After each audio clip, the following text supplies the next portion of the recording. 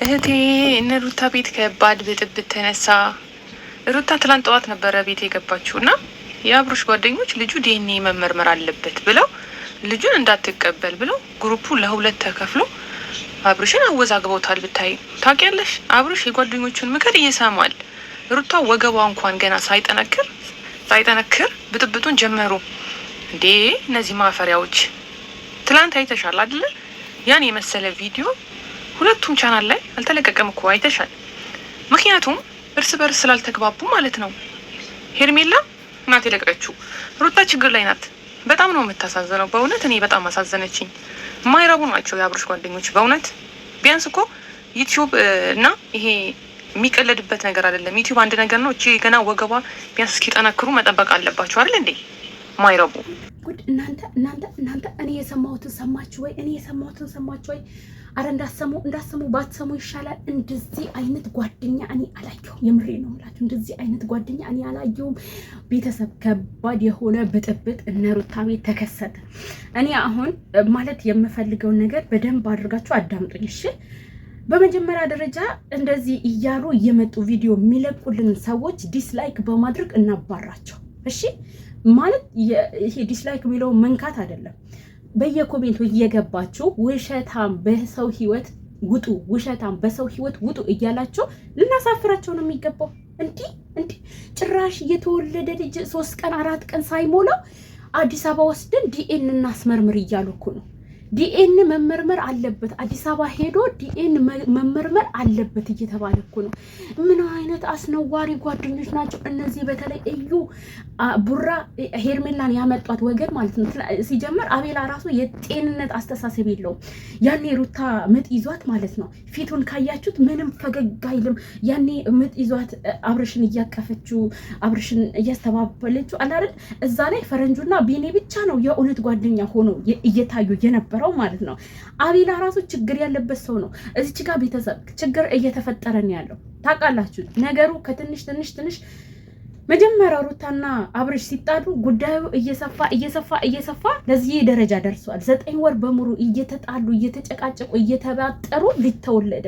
አሁን ደግሞ ከተወለደ በኋላ ይሄ ልጅ ያንተ አይደለም፣ ዲኤን መመርመር አለበት። እንዴት ነው ይሄን ጩጬ ልጅ ይሄን ለጋ ልጅ አዲስ አበባ ተወስዶ ዲኤን መመርመር ያለበት? እንዴትስ ነው ይሄ ሀሳብ የሚመጣላችሁ?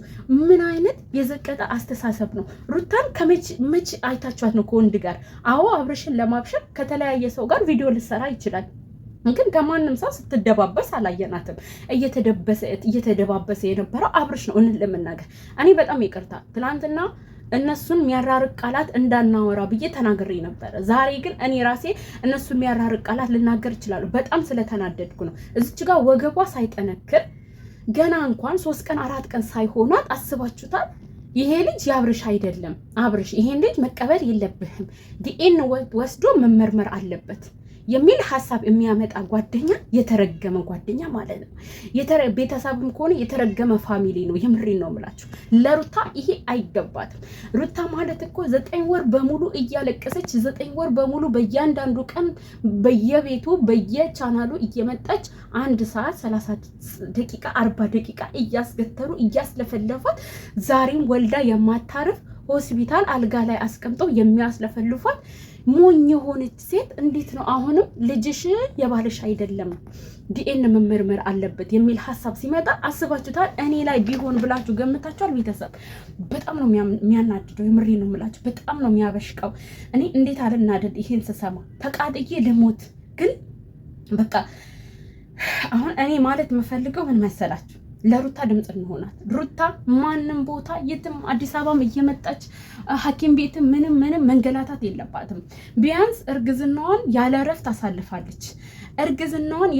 አሳልፋለች። አሁን ደግሞ አራስነቷን እረፍት አድርጋ ታሳርፍ። በቃ ማንም ህይወቷ ላይ እየመጣ መዛት የለበትም። አብርሽ ታውቃላችሁ፣ የሰው ነገር ይሰማል፣ የሰው ምክር ይሰማል። የሰው ከዚህም በፊት እየሰጡት እዚች ጋር ድራማም ቢሆን ማለት ነው ይሄን አይዲያ እየሰጡት ያሉ ጓደኞቹ ጠላቶቹ ናቸው። የምሬ ነው የምላችሁ። ከሚስቱ ጋር ጥሩ ትውስታ እንዳይኖረው፣ ከሚስቱ ጋር ጥሩ የትዝታ ጊዜ እንዳይኖረው፣ ከልጁ ጋር ልጅ በሆድ ላይ ነው አባቱን የሚያውቀው እናቱን የሚያውቀው፣ የአባቱን ድምፅ የሚለየው የእናቱን ድምፅ የሚለየው። አንድ ቀን እንኳን ለዚህ ልጅ ጥሩ ነገር ሳይደረግለት ተወለደ። ከተወለደ በኋላ አራስነት አንድ ቀን አቅፎት በሁለተኛ እንዳይደግመው።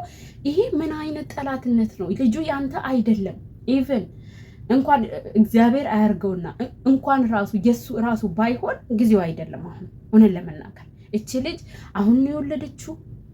ገና 5 ቀን 4 ቀን 6 ቀን አልሆናትም፣ ሳምንት አልሆናትም። አሁን የምታርፍበት ጊዜ ነው፣ የምትጨቃጨቅበት ጊዜ አይደለም። ቤተሰብ እረፍት የምታደርግበት ጊዜ ነው። አሁን አዲስ አበባ ይሄ ልጅ ሄዶ ዲኤን መመርመር አለበት። እንደገና አስባችሁታል? አራስ የሆነ ልጅ አልታመመ ምንም ነገር አልሆነ። አዲስ አበባ ለዲኤን አይደርስም። የዛሬ 5 ዓመት 6 ዓመት 3 ዓመት ይደርሳል እኮ ቤተሰብ። ምን አይነት አስተሳሰብ ነው ያላችሁ ግን? ይሄ የዶላር ራሱ ጭንቅላታችሁን ቢሸከሙ ማለት ነው። ምን አይነት የወረደ አስተሳሰብ ነው የምታመጡት? ኢቭን ለአይዲያ እንኳን ከሆነ ለስራ እንኳን ከሆነ የወረደ አስተሳሰብ ነው። የምሬን ነው የምላችሁ። ሁላችንም ልንቃወማቸው ይገባል። ሁላችንም ልናወግዛቸው ይገባል። እህታችን እርጉዞና አላረፈችም። ወልዳ ግን አራስነት ላይ እንድታረፍ እንፈልጋለን። እንደውም ማለት ነው ምን አለ የሩታ ቤተሰቦች ገጠር ኔትወርክ የሌለበት ቦታ ቢሆኑ ይሄንንም ወሬ እየሰማች መረበሽ የለባትም። ኢቭን አስባችሁታል? መተው ግቢ ላይ ከመበጥፈጡ ይቅርና ስልክ ላይ ራሱ ስክሎር ስታደርግ ይሄንን ወሬ መስማት የለባትም። ምክንያቱም ገና ሳምንት አልሆናትም። ሞትን አይታ ወልዶ ልጅ መውለድ ማለት ሞትን አይቶ መመለስ ነው። እውነት ለመናገር የወለደ ነው የሚያውቀው። የወለደ ሰማይና ምድር የተሰነጣጠቀ ነው የሚመስላችሁ። አንዳች ከሰውነታችሁ የሆነ ነገር ተሰንጥቆ ሲወጣ ይሄ በእግዚአብሔር ቸርነት ነው። በእርግጥ ግን እንደዛ ነው ህመሙ ማለት ነው። ይሄ ነገር ቁስሏ ሳይደርቅላት እስቲሿ ሳይደርቅላት ብዙ ሰማናችሁ እኮ። አንዴ በኦፕራሲዮን የወለደችው እያላችሁ፣ አንዴ የሆነ ነገር እያላችሁ፣ አንዴ ልጁ የሱ አይደለም እያላችሁ፣ አንዴ እውነት አላረገዘችም እያላችሁ። እኔ እውነት እንባል ያንቀኝ ነው። አሁን ብዙ ሰማናችሁ። አሁን ግን ይቺ ልጅ ትረፍ። በቃ እባካችሁ ሰላም ስጧት። በቃ እኔ ማለት የምፈልገው እኔ እንዳታስለቀሱ። ሩታ ግን ሰላም ስጧት። በቃ ልጇን ትንከባከብ። በቃ እርግዝና ላይ ሁላችሁም ቤት መታ ለፍልፋለች። የሁላችሁም ተጠቃሚ እንድትሆኑ የተቻላትን አድርጋለች። ለራሷ ባትጠቅምም እህቶቿንም እንደናንተ እንትን ባትልም በቃ ግን አሁን ማለት ነው አሁን የራሷ ጊዜ ስጧት። ራሷ እረፍት ታድርግ። እንደው በፈጠራችሁ ቤተሰብ የላችሁም? እህት የላችሁም? ምን አይነት ሀሳብ ነው ሚዲያው ላይ የምታንሸራሽሩት? ምን አይነት ነገር ነው ሚዲያው ላይ የምታንሸራሽሩት? እንዴ አብርሽም ቢሆን ለጠላት በራት እሰይ እንኳን የኔ ልጅ አልሆነ ይሄ የኔ ላይፍ ነው አይመለከትሽም ብለህ ሁሉንም ከህይወት አስወጣ። ሚስትህን ብቻ በል በቃ ካላስ ልጅ እኔ ያስባችሁታል? አብሳላት የሴፍ አይደለችም ስባል አብሳላት እኔ ለዛ ነው ስሜታዊ የሆንኩት። ቤተሰብ እኔ ልጅ አለኝ። አብሳላት ነው የምትባለው ልጅ። አብሳላት የሴፍ አይደለችም ስባል ምን አይነት ስሜት ነው? እኔ ከሴፍ ውጭ ወንድ አላውቅም። ምን አይነት አስተሳሰብ ነው? እና ያውም የማያውቀኝ ሰው የተለያየ ትርጓሜ ለእኔ ቢሰጠኝ የተለያየ ስም ቢለጥፍብኝ አይ ዶንት ኬር። አብሳላት ያንቺ አይደለችም፣ አብሳላት የሴፉ አይደለችም ብባል አይ ዶንት ኬር። እኔ አላስብም። የገዛ ግን የእሱ ጓደኛ ለእኔ ይሄን ማለትም አይችልም፣ መብትም የለውም። ለዛ ነው እኔ ስሜታዊ የሆንኩት። እና እባካችሁ እንደዚህ ሀሳብ የሚያመጡ ሰዎችን በቃ እኔ ዛሬ ስሜታዊ ሆኛለሁ። ትናንትና ደስታ በቃ በዚህ ሳምንት ግሬስ ፋሚሊ ላይ የሚለቀቀው የደስታ ነገር ነበረ።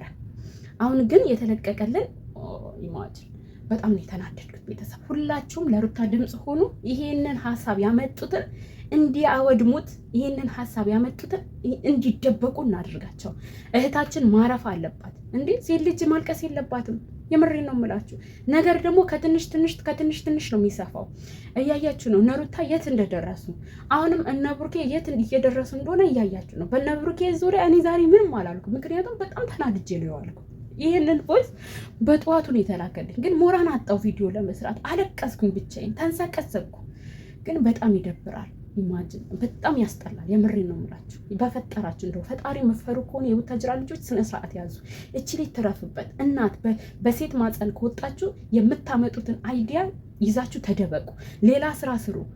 በቃ እስቺ ልጅ እኮ ገና ሳትወልድ የተለያየ ውለታ ውላላችኋለች። አሁን ግን ወልዳለች። እረፍት ስጧት፣ ሰላም ስጧት። አንድ ነገር ትንፍሽ አትበሉ። በሌላ ነገር ችግር ካለ ሁለቱ ይነጋገሩ። አብርሽ እባክህን ነፋስ አታስገባ። ሚስትህንና ልጅህን አስከፍተሃል። ይቅር ብለህ የምትክሳቸው ሰዓት አሁን ነው። ማንንም ሳታስገባ ካሳቸው ነው የምለው። ሌላ ነገር ምንም ነገር የለም። ስነ ስርዓት ያዙ፣ ስነ ስርዓት ያዙ። ሌላ የምለው ነገር የለም። የምሬን ነው የምላቸው።